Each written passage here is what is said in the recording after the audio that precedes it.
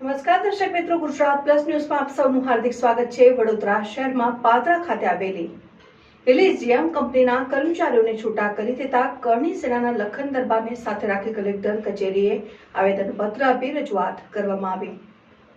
વડોદરા શહેરમાં પાદરા ખાતે આવેલી એલિઝિયમ કંપનીના કર્મચારીઓને છૂટા કરી દેતા કરણી સેનાના લખન દરબારને સાથે રાખી કલેક્ટર કચેરીએ આવેદનપત્ર આપી રજૂઆત કરાઈ। પાદરા રોડ પર આવેલ ડભાસા ખાતે એલિઝિયમ ફાર્માસ્યુટિકલ લિમિટેડ કંપનીમાં કામ કરતા કર્મચારીઓને છૂટા કરવામાં આવ્યા। ડભાસા ખાતે આવેલ એલિઝિયમ ફાર્માસ્યુટિકલ લિમિટેડ કંપનીમાં છેલ્લા 27 વર્ષથી નોકરી પર હોય ત્યારે 50 કામદારોને અચાનક જ નોકરી પર ના પાડી દેતા કોઈપણ જાતની નોટિસ આપ્યા વગર 50 કામદારોને જે કાયમી હોય તેઓને કંપની પર નોકરી જતા હોય કંપની દ્વારા ગેટ પરથી નોકરી માટે ના પાડી દેતા કલેક્ટર કચેરી ખાતે આવેદનપત્ર આપી રજૂઆત કરવામાં આવી।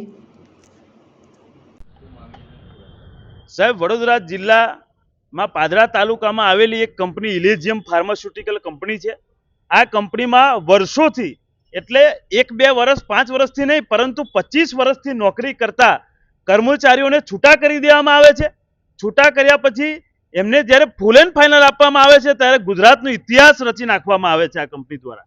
કારણ કે આ કંપની દ્વારા રેકોર્ડ તોડ 25 વર્ષની નોકરી પછી માત્ર 15,000 રૂપિયાનું ફૂલ એન્ડ ફાઇનલ એમના ઘરે લેટર મોકલવામાં આવે છે। ત્યારે આ કર્મચારીઓને એવું થાય છે કે જે કંપનીમાં અમે 20-20 વર્ષ 25-25 વર્ષ 27 વર્ષ આપ્યા હોય અને એ કંપની દ્વારા અમને છૂટા કરીને માત્ર 15,000 રૂપિયાનું ફૂલ એન્ડ ફાઇનલ આપવું હોય ત્યારે અમારું જીવન બેકાર ગયું। અને આ સમગ્ર માહિતી અમારા વડોદ જિલ્લા પંચાયતના સદસ્ય અર્જુનસિંહ બાપુ તેમજ હર્ષદસિંહ પરમાર મુજપુર જિલ્લા પંચાયતના સદસ્યને મળતા તમામ સમાચારો માહિતી મને મળતા અમે કલેક્ટર ભવન આજે પહોંચ્યા છે અને કલેક્ટર સાહેબને રજૂઆત કરી છે કે આ લેબર કમિશનરો રહ્યા નથી, આ બધા કંપનીના કમિશનરો થઈ ગયા છે। એટલા માટે આ કંપનીના કમિશનરોને બેદખલ કરો। જે લોકો કશું જ કામ કરતા નથી, આજે કોઈ લેબર કમિશનરને દેખાતું નહીં હોય કે 25 વર્ષથી નોકરી કરતા લોકોને આટલું ફૂલ એન્ડ ફાઇનલ આપવામાં આવે।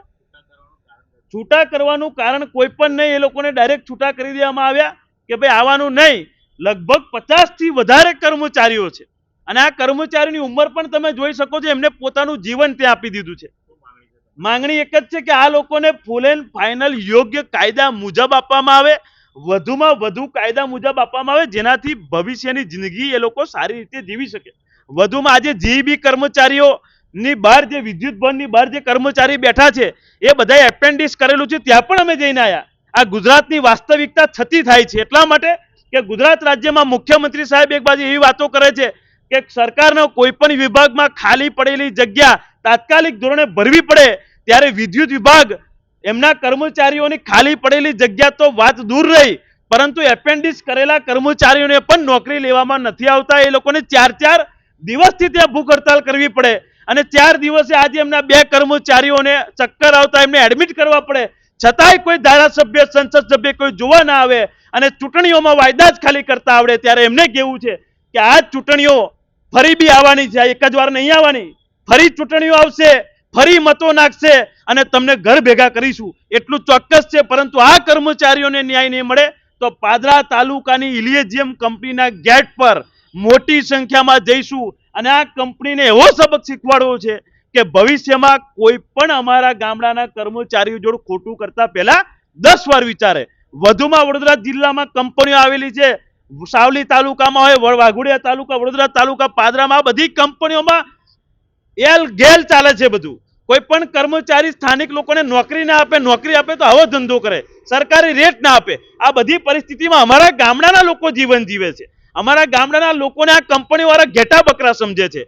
ત્યારે એમને ખબર પાડવી છે કે આ ઘેટા બકરા નહીં પરંતુ આ સિંહોનું ટોળું છે। તમારી કંપની પર આવીશું ત્યારે તમને ખબર પડશે। જય ભવાની।